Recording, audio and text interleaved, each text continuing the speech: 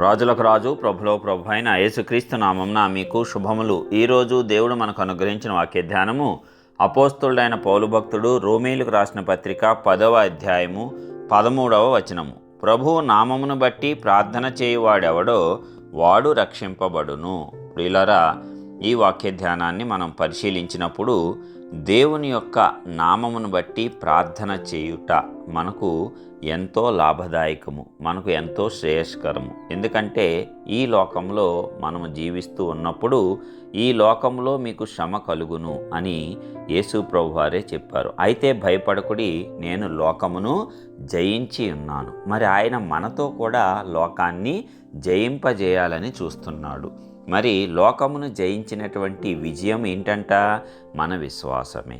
మరి అలాంటి విశ్వాసంతో కూడినటువంటి ప్రార్థన గనక నీవు చేస్తే అది శక్తివంతంగా నీకు పనిచేస్తుంది. సకలమైనటువంటి ఉపద్రవములలోంచి నిన్ను అది కాపాడుతుంది. కాబట్టి నీవు ప్రభువు పేరట యేసు నామములో చేసేటువంటి ప్రార్థన తండ్రి దృష్టికి అంగీకారమవుతుంది.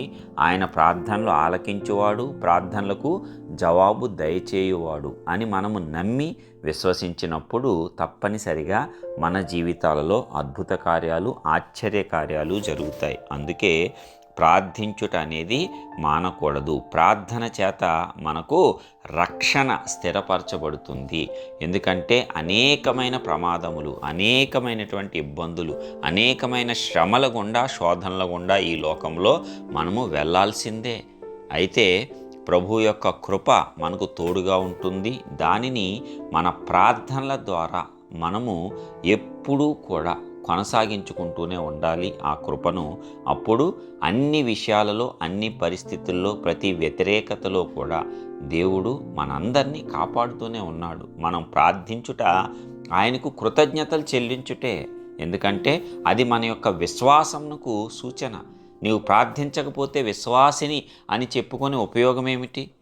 విశ్వాసికి ఉండవలసినటువంటి ప్రథమ లక్షణమే ప్రార్థన కదా. ప్రార్థన ద్వారా నీవు దేవునితో మాట్లాడుకుంటావు, దేవునికి చెప్పుకుంటావు, దేవుని ఎదుట మొరపెట్టుకుంటావు, దేవునితో నీ సహవాసాన్ని కొనసాగిస్తావు. మరి వ్యక్తిగతంగా నీకు దేవునికి ప్రత్యేకమైన అనుబంధం ఏర్పడేది ప్రార్థన ద్వారానే కదా. మరి అలాంటి ప్రార్థనను నిర్లక్ష్యము చేయకూడదు. తప్పనిసరిగా ప్రతి ఒక్కరూ ప్రార్థనా జీవితాలను కొనసాగించాలి. అందుకే అనేక చోట్ల చెప్పాడు.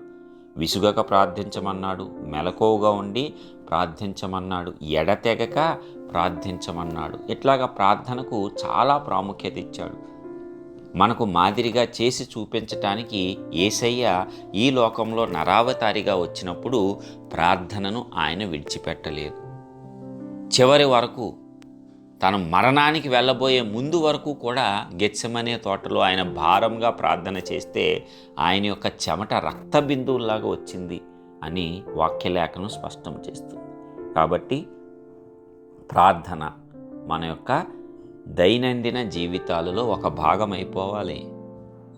చక్కని ప్రార్థన జీవితము నీకు ఉంటే నీవు ప్రతి సమస్యను విజయవంతంగా దాటుకొని దేవుని నామాన్ని అనేక జనుల ముందు ఘనపరుస్తావు. ప్రార్థనకు లోబడనటువంటిది ఏదీ లేదు. అందుకే మనం అందరం ప్రార్థనా జీవితాన్ని కొనసాగిద్దాం. ప్రభువు నామమును బట్టి ప్రార్థన చేద్దాం. మనము రక్షింపబడి ఆ రక్షణను కొనసాగించి స్థిరపరచుకొని అనేకులను ఆ రక్షణ మార్గంలో నడిపిద్దాం. ప్రభు కృప తోడుగా ఉండునుగాక. ప్రార్థిద్దాం. సర్వోన్నతుడైన గొప్ప దేవ, ప్రియ పరలోకపు తండ్రి, మీ ఘనమైన శ్రేష్టమైన నామానికి వందనాలు చెల్లిస్తున్నాం. మరి ఒక నూతన దినమును మా జీవితాల్లో అనుగ్రహించి ఉన్నారు. అదేవిధంగా అద్భుతమైనటువంటి రీతిలో ప్రభువా నీ యొక్క వాక్కు ద్వారా మమ్మల్ని దర్శించినందుకు స్తోత్రాలు.